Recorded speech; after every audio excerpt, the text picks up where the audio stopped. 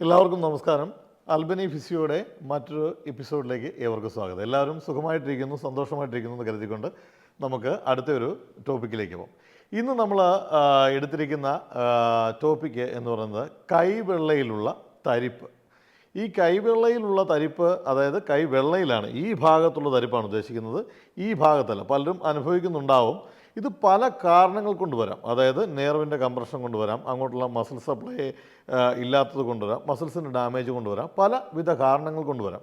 പക്ഷേ ഇന്ന് നമ്മൾ ഡിസ്കസ് ചെയ്യാൻ പോകുന്നതെന്ന് പറഞ്ഞു കഴിഞ്ഞാൽ ഇതൊരു പ്രത്യേക കണ്ടീഷൻ മുഖാന്തരം. ഇപ്പം ഞാനതിൻ്റെ സയൻസ് ആൻഡ് സിംറ്റംസ് പറയുമ്പോൾ നിങ്ങൾക്ക് മനസ്സിലാവും ചിലപ്പോൾ നിങ്ങൾക്കുള്ള കണ്ടീഷനാണെന്നുള്ളത്. അപ്പം കാർപ്പൽ ടണൽ സിൻഡ്രം CTS എന്ന് പറയുന്നൊരു കണ്ടീഷൻ മുഖാന്തരം ഉണ്ടാകുന്ന കൈവെള്ളയിലുള്ള തരിപ്പിനെ പറ്റിയാണ് നമ്മളിപ്പോൾ സംസാരിക്കാൻ പോകുന്നത്. ഇപ്പോൾ കൈവെള്ളയിലുള്ള തരിപ്പെന്ന് പറയുമ്പോൾ തരിപ്പുണ്ടാവാം, പെരുപ്പുണ്ടാവാം. അതായത് ഈ ഭാഗത്താണ് കേട്ടോ, കാണാൻ സാധിക്കുന്നുണ്ടോ?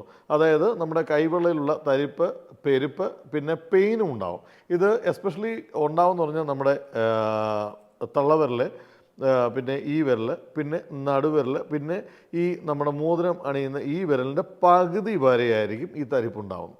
ഞാൻ പറഞ്ഞപ്പോൾ ഈ പ്രത്യേക കണ്ടീഷൻ, അതായത് കാർപ്പൽ ടണൽ സിൻഡ്രം കൊണ്ടുണ്ടാവുന്ന തരിപ്പിൻ്റെ പ്രത്യേകത എന്ന് പറഞ്ഞാൽ ഇത്രയും ഭാഗങ്ങളുള്ളൂ, 1, 2, 3, പിന്നെ ഈ പോർഷനിൽ പകുതി ഭാഗത്തൂടെ ഇങ്ങനെ തരിപ്പുണ്ടാവും. അപ്പോൾ ഇത് സാധാരണ എന്ന് പറഞ്ഞു കഴിഞ്ഞാൽ 3:1 എന്ന റേഷ്യോയിലാണ് കാണപ്പെടുന്നത്. 3:1 എന്ന് പറഞ്ഞാൽ മെയിൽ ഫീമെയിൽ റേഷ്യോ ആണ്. അതായത് 3 സ്ത്രീകൾക്കുണ്ടാകുമ്പോൾ തന്നെ ഒരു പുരുഷന് ഇതുണ്ടാവുമെന്നാണ് പറയുന്നത്.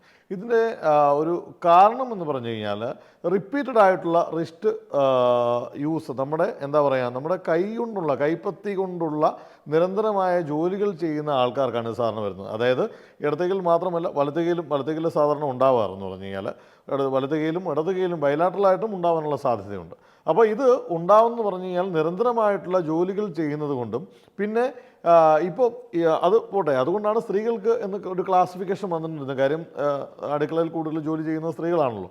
അല്ലാതെ ഇപ്പോൾ കമ്പ്യൂട്ടർ പ്രൊഫഷൻസിന് ഇത് ധാരാളമായിട്ട് കാണുന്നുണ്ട്. കാര്യം മൗസ് യൂസ് ചെയ്യുന്നതുകൊണ്ട്, റിസ്റ്റിൻ്റെ മൂവ്മെൻറ്റ് ഈ മൗസ് യൂസ് ചെയ്യുന്നതുകൊണ്ട് സാധാരണ രീതിയിൽ ഇത് വരാറുണ്ടെന്ന് പറഞ്ഞു കഴിഞ്ഞാൽ. അപ്പോൾ ഇതിൻ്റെ വേദന എന്ന് പറഞ്ഞു കഴിഞ്ഞാൽ ഒരു അസഹനീയമായ വേദനയായിരിക്കും. എന്ന് പറഞ്ഞു കഴിഞ്ഞാൽ ഇത് നമ്മൾ ഈ കാർപ്പൽ ടണൽ സിൻഡ്രം എന്ന് പറഞ്ഞു കഴിഞ്ഞാൽ എന്താണ് ഇതെന്നുള്ള കാര്യം ഞാൻ പറയാം. അതിൻ്റെ ജസ്റ്റ് ഒരു പതോളജി, അതായത് എന്ത് കാരണം കൊണ്ടാണ് ഇത് വരുന്നുള്ള കാര്യം നമുക്ക് ജസ്റ്റ് ഒന്ന് ഡിസ്കസ് ചെയ്യാം. ഇപ്പോൾ നമ്മുടെ ശരീരത്തിൻ്റെ മസിൽസ്, അതായത് സപ്ലൈ ചെയ്യുന്നതെല്ലാം നേർവാണ്.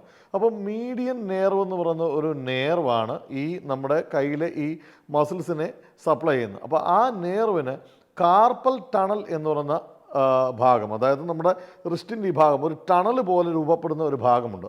ആ ടണൽ രൂപപ്പെടുന്ന ഈ കാർപ്പൽ ടണലിൻ്റെ അകത്തൂടെയാണ് ഈ നേർവ്, മീഡിയൻ നേർവ് കയറിയിട്ട് ഇത് ഇത്രയും വിരലുകളെയും ഈ മസിൽസിനെയും, ഒരു 5-6 മസിൽസ് ഉണ്ട്, ഈ മസിൽസിനെയും സപ്ലൈ ചെയ്യുന്നത് ഈ നേർവാണ്. അപ്പോൾ കാർപ്പൽ ടണൽ എന്ന് പറഞ്ഞു കഴിഞ്ഞാൽ നമ്മുടെ റിസ്റ്റ് ജോയിൻറ്റ് ഫോം ചെയ്തിരിക്കുന്ന 8 ചെറിയ ബോണുകളുണ്ട്. അതായത് ആർച്ചായിട്ടിരിക്കുന്ന 8 ചെറിയ ബോണുകളുണ്ട്. അതായത് സ്കാഫോയിഡ്, ലൂണേറ്റ്, ട്രൈക്യൂട്ടം, പിസിഫോൺ, ട്രപ്പീസം, ട്രപ്പിസോയിഡ്, ക്യാപിറ്റൽ, ഹാമേറ്റ് എന്നൊക്കെ പറഞ്ഞ് ഒരു 8 ബോണുകളുണ്ട്. അത് നിങ്ങൾ ചെറിയ ചെറിയ ബോണുകളാണ്, ജസ്റ്റ് മനസ്സിലാക്കാൻ വേണ്ടി പറഞ്ഞുള്ളൂ. ഈ ബോണുകളുണ്ട്. പിന്നെ എന്ന് പറഞ്ഞു കഴിഞ്ഞാൽ ഈ മസിൽസ്, അതായത് ഞാൻ പറഞ്ഞില്ലേ, ഈ നെർവ് സപ്ലൈ ചെയ്യുന്ന ഈ മസിൽസിൻ്റെ എല്ലാം ടേപ്പറിങ് എൻഡ്, അതായത് ടെൻഡൻ എന്ന് പറയും, ടെൻഡൻ എല്ലാം കൂടെ ഈ പോർഷനിലേക്ക് കൂടെ പോകുന്നത്. ഈ ടണൽ ഫോം ചെയ്യുന്ന കാര്യമാണ് പറയുന്നത്. പിന്നെ എന്ന് പറഞ്ഞൊരു ഫ്ലക്സർ റെറ്റിനാക്കുലം എന്ന് പറയുന്നൊരു ലിഗമെൻറ്റ്, അതായത് ഇതിനെ കവർ ചെയ്തൊരു ബാൻഡ് ഇട്ട് നമ്മുടെ വാച്ച് പോലെ, അതായത് നേരെ ഇങ്ങനെ കവർ ചെയ്യുന്ന ഒരു ലിഗമെൻ്റ് ഉണ്ട്. അപ്പോൾ ഈ ലിഗമെൻറ്റിൻ്റെയും ഈ മസിൽസിൻ്റെ ടെൻഡൻ്റെയും ഈ ആർച്ച് പോലിരിക്കുന്ന ഈ 2 റോയിലായിട്ടിരിക്കുന്ന 8 ബോണുകളുടെയും ഇടയിൽ ഒരു ചെറിയൊരു സുഷിരമുണ്ട്.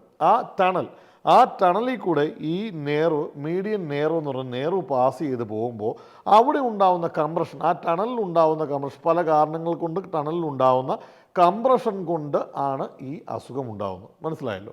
അപ്പോൾ ഇത് കംപ്രഷന് എങ്ങനെയൊക്കെ ഉണ്ടാവാം എന്നുള്ളതാണ്. അതായത് നോർമലായിട്ട് പ്രഗ്നൻസിയിൽ ഇത് ഉണ്ടാകാനുള്ള സാധ്യതയുണ്ട്, പ്രഗ്നൻറ്റ് ലേഡീസിൽ ഉണ്ടാവാം. പിന്നെ എന്ന് പറഞ്ഞാൽ റിപ്പീറ്റഡ് ആയിട്ട് യൂസ് ചെയ്യുന്ന റിസ്റ്റ് മൂവ്മെൻറ്റ് ചെയ്യുന്ന ആളുകളുണ്ടാവും.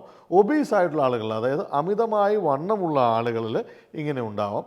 പിന്നെ എന്ന് പറഞ്ഞു കഴിഞ്ഞാൽ നമ്മുടെ ആയോധന കലയിൽ, മാർഷൽ ആർട്സിൽ ചില പ്രത്യേകതരം ബ്ലോക്കുകളൊക്കെ ചെയ്യുമ്പോൾ തന്നെ, അത് റിസ്റ്റിൻ്റെ ബ്ലോക്കൊക്കെ ചെയ്യുമ്പോൾ ഈ ഭാഗത്ത് കംപ്രഷൻ ഉണ്ടായി കഴിയുമ്പോൾ തന്നെ ഈ കാർപ്പൽ ടണൽ സിൻഡ്രം ഫോം ചെയ്യാനുള്ള സാധ്യതയുണ്ട്. അപ്പം ഇത് എന്താ സംഭവിക്കുക എന്ന് പറഞ്ഞാൽ ഞാൻ പറഞ്ഞു, അതായത് ഇത്രയും വിരലുകൾ, തരിപ്പ്, പെരുപ്പ്, അങ്ങനെയുള്ള കാര്യങ്ങളെല്ലാം തന്നെ വരും. അപ്പോൾ ഇത് നമ്മൾ എങ്ങനെയാണ് കാർപ്പൽ ടണൽ സിൻഡ്രം ആണോ എന്ന് മനസ്സിലാക്കുന്നത് വെച്ച് കഴിഞ്ഞാൽ, നമ്മൾ ഹോസ്പിറ്റലിൽ പോയി കഴിയുമ്പം നെർവ് കണ്ടക്ഷൻ സ്റ്റഡി എന്ന് പറഞ്ഞ സ്റ്റഡിയൊക്കെ ഡോക്ടേഴ്സ് ചെയ്യും. അല്ലാതെ പിന്നെ എന്ന് പറഞ്ഞാൽ പല ടെസ്റ്റുകൾ വഴിയിൽ നമുക്കിത് ചെയ്യാം. ഇത് കാർപ്പൽ ടണൽ സിൻഡ്രോം ആണോ എന്ന് മനസ്സിലാവും. അല്ലാതെ വീട്ടിൽ നമുക്ക് എങ്ങനെയാണ് ഇത് കാർപ്പൽ ടണൽ സിൻഡ്രോം ആണോ ഈ നമുക്ക് ഉള്ളത് ഈ കണ്ടീഷൻ എന്ന് മനസ്സിലാക്കുന്നു പറഞ്ഞു കഴിഞ്ഞാൽ, നമ്മൾ കൈ ഇങ്ങനെ ഒക്കെ ഇപ്പം ഇടത് കൈയിലാണെങ്കിൽ നമുക്ക് ഈ ഒരു തരിപ്പും പെരുപ്പും ഉണ്ടെങ്കിൽ നമ്മൾ വലത് കൈ ഉപയോഗിച്ച് ഈ ഭാഗത്ത് നന്നായിട്ടൊന്ന് അടിക്കുകയോ നമ്മൾ ടാപ്പ് ചെയ്യുകയോ വല്ല ഇങ്ങനെ ചെയ്യുമ്പോൾ ഈ ഉള്ള തരിപ്പ് പെരുപ്പ് അല്ലെങ്കിൽ പെയിന് അഗ്രവേറ്റ് ചെയ്യുന്നുണ്ടെങ്കിൽ, ഐ മീൻ അത് കൂടുന്നുണ്ടെങ്കിൽ, ദാറ്റ് മീൻസ് അത് കാർപ്പൽ ടണൽ സിൻഡ്രോം ആകും. വീട്ടിൽ ചെയ്യാവുന്നൊരു കാര്യമാണ് പറയുന്നത്. മനസ്സിലാവുന്നുണ്ടോ? അപ്പോൾ ഇതിന് നമ്മൾ ചെയ്യാവുന്ന എക്സസൈസുകൾ എന്താണ്? അതായത് നമുക്കിത് അൾട്രാസൗണ്ട് തെറാപ്പി, പിന്നെ ഇലക്ട്രിക്കൽ സ്റ്റിമുലേഷനൊക്കെ നമ്മൾ ഫിസിയോതെറാപ്പി ഡിപ്പാർട്ട്മെൻറ്റിൽ പോയാൽ നമുക്ക് ചെയ്യാൻ പറ്റും. പിന്നെ മെഡിസിനൂടെ സാധാരണ ഡോക്ടേഴ്സ് കുറിച്ചിരുന്ന മെഡിസിനൂടെ കഴിക്കാറുണ്ട്. ഇതല്ലാതെ ഇത് ഉള്ള ഒരാൾക്ക് എങ്ങനെ ഇത് വീട്ടിൽ നമുക്ക് ചെറിയ ചെറിയ സ്ട്രെച്ചിങ്ങും എക്സസൈസും അതുപോലെ ബാക്കിയുള്ള കാര്യങ്ങളും ചെയ്തിട്ട് നമുക്ക് എങ്ങനെ റെഡിയാക്കാം എന്നുള്ളതിനെക്കുറിച്ചാണ് നമ്മളിപ്പോൾ ഡിസ്കസ് ചെയ്യാൻ പോകുന്നത്. ഓക്കെ, അപ്പോൾ ഇതിന് നമ്മൾ എന്താണ് വീട്ടിൽ ചെയ്യാൻ പറ്റുന്ന റെമഡി എന്നുള്ള കാര്യമാണ് നമ്മളിപ്പം ഡിസ്കസ് ചെയ്യാൻ പോകുന്നത്. അപ്പോൾ നിങ്ങൾക്ക് മനസ്സിലായല്ലോ എന്താണ് കാർപ്പൽ ടണൽ സിൻഡ്രോം, CTS എന്ന് പറയുന്ന കണ്ടീഷൻ. അപ്പോൾ ഇതിന് നമ്മൾ ചെയ്യേണ്ടതെന്ന് പറഞ്ഞു കഴിഞ്ഞാൽ ഒരു ഇളം ചൂടുവെള്ളമല്ല, അല്ല ഒരു അല്പം കൂടെ നമുക്ക് ടോളറേറ്റ് ചെയ്യാൻ പറ്റുന്ന ചൂടുവെള്ളത്തിലേക്ക് ഉപ്പ് ഇടുക.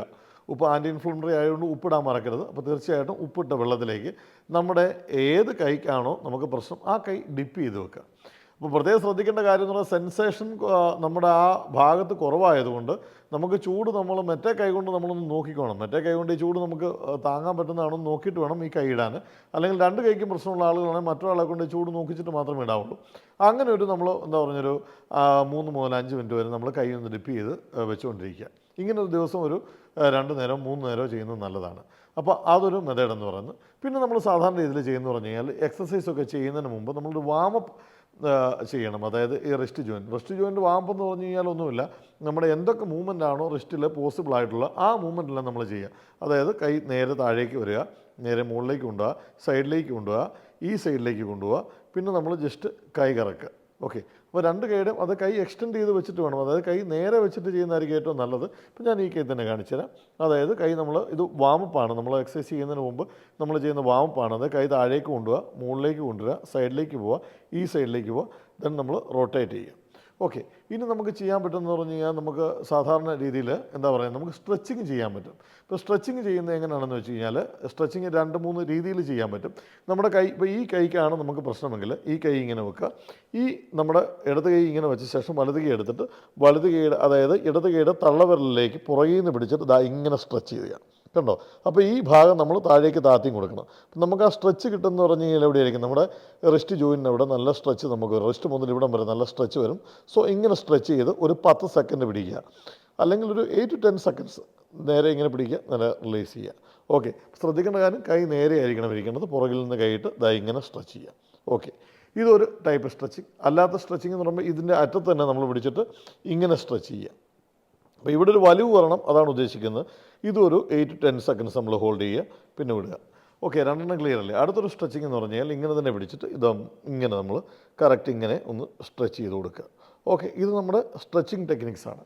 പിന്നെ നമ്മൾ ചെയ്യാൻ പറ്റുന്ന എക്സസൈസ്, അപ്പോൾ നമ്മൾ പറഞ്ഞു എന്താണ്, നമ്മൾ ഉപ്പ് വെള്ളത്തിൽ ഡിപ്പ് ചെയ്ത് വെക്കുക, പിന്നെ കൈ എന്ന് പറഞ്ഞാൽ നമ്മൾ വാമപ്പ് എക്സസൈസ് കൊടുക്കുക, ഈ സ്ട്രെച്ചിങ് നമ്മൾ കൊടുക്കുക. പിന്നെ എക്സസൈസുകൾ എന്ന് പറഞ്ഞു കഴിഞ്ഞാൽ നമ്മൾ സ്ക്യൂസിങ് ബോൾ, അതായത് നമ്മുടെ ഇമോജി ബോളൊക്കെ കടയിൽ അവൈലബിൾ ആയിരിക്കും, മഞ്ഞ നിറത്തിലുള്ള ബോൾ. ആ ബോൾ നമ്മൾ പതുക്കെ, അതായത് കൈ അത് എക്സ്റ്റെൻഡ് ചെയ്ത് വെച്ചിട്ട് വേണം നമ്മൾ സാധാരണ രീതിയിൽ ഇങ്ങനെ നമ്മൾ അത് പ്രസ് ചെയ്ത് നല്ലപോലെ ആ ബോളിൽ നല്ലപോലെ പ്രസ് ചെയ്യുക. പിന്നെ നമ്മൾ ചെയ്യേണ്ട ഒരു ലിംഫാറ്റിക് ഡ്രെയിനേജ് ടെക്നിക്ക് എന്ന് പറയുന്നത്, അതായത് ചെറിയൊരു നീരുണ്ടെങ്കിൽ, അതായത് നമ്മൾ ആ നീരിനെ നമ്മൾ ലിംഫാറ്റിക് ഡ്രെയിനേജ് ടെക്നിക്ക് എന്ന് പറയുന്ന ടെക്നിക്കുണ്ട്. അതായത് നമ്മൾ തന്നെ ഒരു മസാജ് അല്ല, ജസ്റ്റ് നമ്മൾ എങ്ങനെയാണത് ഡ്രെയിൻ ചെയ്ത് വിടുന്നുള്ളൊരു ടെക്നിക്ക് ഞാൻ പറഞ്ഞുതരാം, എങ്ങനെയാണെന്നുള്ളത് കാണിച്ചു തരാം. ജസ്റ്റ് നമ്മുടെ അതായത് ഇവിടെയാണ് ഞാൻ പറഞ്ഞില്ലേ, അതായത് നമ്മുടെ വേദനയുള്ളത് ഇത്രയും ഭാഗത്താണ് സാധാരണ വേദന ഇങ്ങനെ നിൽക്കുന്നത്. നമ്മൾ ചെയ്യേണ്ടത് നമ്മുടെ നടുവിരൽ കൈ ഇങ്ങനെ വെക്കുക. ഓക്കെ, കൈ നമ്മളിങ്ങനെ എക്സ്റ്റെൻഡ് ചെയ്ത് തന്നെ വെക്കണേ. കൈ നേരെ നമ്മൾ ഇവിടെ നോക്കുക, ഈ നടുവിരലിൻ്റെ അവിടെ നമ്മുടെ ഈ തള്ളവിരലാണ് ഇതിൻ്റെ മെയിൻ ആക്ഷൻ വരുന്നത്. തള്ളവിരലിൻ്റെ അവിടെ നമ്മൾ ഇതിനെ പ്രസ് ചെയ്ത് പതുക്കെ ഇങ്ങനെ താഴോട്ട് ഇങ്ങനെ കൊണ്ടുവന്ന് ഇങ്ങനെ ഇതുവഴി ഇങ്ങനെ കൊണ്ടുവന്ന് ഈ റിസ്റ്റ് ജോയിൻറ്റിന് അവിടെ കൊണ്ടുവന്ന് നേരെ വന്നിട്ട് നേരെ കണ്ടോ, ഇത് റിസ്റ്റ് നമ്മൾ തിരിക്കുന്നു, നമ്മുടെ തള്ളവിരൽ ഈ പോർഷനിൽ വരുന്നു. ഇവിടെ വന്നു കഴിഞ്ഞിട്ട് നമ്മൾ നേരെ നമ്മുടെ തള്ളവിരൽ ഇങ്ങോട്ട് കൊണ്ടുവരിക, മുകളിലേക്ക് കൊണ്ടുവന്നിട്ട് നമ്മുടെ കണ്ടോ ഇവിടെ എൽബോയുടെ പോർഷൻ വരെ നമ്മളിങ്ങനെ കൊണ്ടുവരുന്നു. പിടികിട്ടിയോ? ഒന്നുകൂടെ കാണിച്ചു തരാം. നമ്മൾ കൈ ഇങ്ങനെ വെക്കുന്നു, നമ്മുടെ ആ ഓപ്പോസിറ്റ് നമ്മൾ തമ്പെടുക്കുന്നു, നമ്മുടെ നടുവിരലിൻ്റെ ടിപ്പിൽ നിന്ന് നമ്മൾ നേരെ ഡ്രെയിൻ ചെയ്ത് കൊണ്ടുവരുന്നു, ഇങ്ങനെ വരുന്നു, ഈ പാമിൻ്റെ ഈ ഏരിയ കവർ ചെയ്യുന്നു, റിസ്റ്റിൻ്റെ അവിടെ വരുന്നു, റിസ്റ്റിൻ്റെ അവിടെ വരുന്നു, നമ്മൾ ജസ്റ്റ് റൊട്ടേറ്റ് ചെയ്യുന്നു.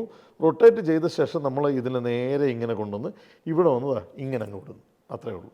അത് നമ്മൾ ലിംഫാറ്റിക് ഡ്രെയിനേജ് ടെക്നിക്കാണ്. ഓക്കെ, അപ്പോൾ നമ്മൾ സ്ട്രെച്ചിങ് പറഞ്ഞു, ലിംഫാറ്റിക് ഡ്രെയിനേജ് ടെക്നിക്ക് പറഞ്ഞു, ദെൻ വാമപ്പ് എങ്ങനെയാണ് ചെയ്യേണ്ടതെന്ന് പറഞ്ഞു, പിന്നെ ഉപ്പുവെള്ളത്തിൽ ഡിപ്പ് ചെയ്യുന്ന കാര്യം. സോ പിന്നെ എന്ന് പറഞ്ഞു കഴിഞ്ഞാൽ നമ്മൾ ചെയ്യേണ്ട എക്സസൈസ് എന്താണ്, ഇതെല്ലാം വീട്ടിൽ ചെയ്യേണ്ട കാര്യങ്ങളാണ്. പിന്നെ ചെയ്യേണ്ട ഒരു എക്സസൈസ് എന്ന് പറഞ്ഞു കഴിഞ്ഞാൽ നമ്മൾ കൈ ഇപ്പം ഇടതുകയാണ് ഞാൻ ഇപ്പോൾ കാണിച്ച്, ഇപ്പോൾ വലതുകൈക്കാണെന്ന് വിചാരിക്കുക. വലതുകൈക്കാണ് നമുക്ക് പ്രശ്നമെങ്കിൽ ആദ്യം നമ്മൾ വിരലിൻ്റെ ടിപ്പ് നമ്മൾ സാധാരണ മടക്കണ്ടോ, ടിപ്പ് മാത്രം ഇങ്ങനെ മടക്കുക. വിരലിൻ്റെ ടിപ്പുകൾ ഇങ്ങനെ മടക്കിയ ശേഷം അടുത്തത് ഈ ഒരു ഷെയ്ഡ് പോലെ ഇങ്ങനെ കൊണ്ടുവരിക. ഇങ്ങനെ കൊണ്ടുവന്ന ശേഷം പിന്നെ ഈ ഷെയ്ഡ് ഒടിച്ച് മടക്കിയത് ഇങ്ങനെ കൊണ്ടുവന്നു, കണ്ടോ, ഈ പോർഷനിലേക്ക് കൊണ്ടുവന്നു. പിന്നെ ഇവിടുന്ന് നേരെ ഇത് ഉള്ളിലേക്ക് വലിച്ച് വീണ്ടും ഇങ്ങനെ നമ്മുടെ ഒരു കൈ ചുരുട്ടി വെക്കുന്നൊരവസ്ഥയിലേക്ക് കൊണ്ടുവന്നു. ഓക്കെ, മനസ്സിലാവുന്നുണ്ടോ? ഇതൊരു എക്സസൈസാണ്. അതായത് നേരെ കൈ ഇങ്ങനെ വെക്കുക, അതിനുശേഷം ഈ ആദ്യം നമ്മുടെ വിരലുകളുടെ ടിപ്പുകൾ മടക്കുക, അതിനുശേഷം ഈ പോർഷൻ മടക്കുക, ആ മടക്കിയ പോർഷൻ നേരെ നമ്മൾ ഇങ്ങനെ കൊണ്ടുവരിക, അത് ഉള്ളിലേക്ക് വലിച്ച് ഇങ്ങനെ കൊണ്ടുവരിക. ഓക്കെ, ഇതൊരു എക്സസൈസാണ്. അപ്പോൾ ഇത്രയും കാര്യങ്ങൾ നമ്മൾ വീട്ടിൽ ചെയ്യുകയാണെങ്കിൽ നമ്മുടെ ഈ കാർപ്പൽ ടണൽ സിൻഡ്രോം CTS എന്നുള്ള കണ്ടീഷന് വളരെയധികം ഉപകാരപ്പെടുന്ന ഒരു എക്സസൈസുകളാണ്. ഓക്കെ, അടുത്ത ഒരു ടോപ്പിക്കുമായി വീണ്ടും വരുന്നതിന് വരെ എല്ലാവർക്കും നമസ്കാരം.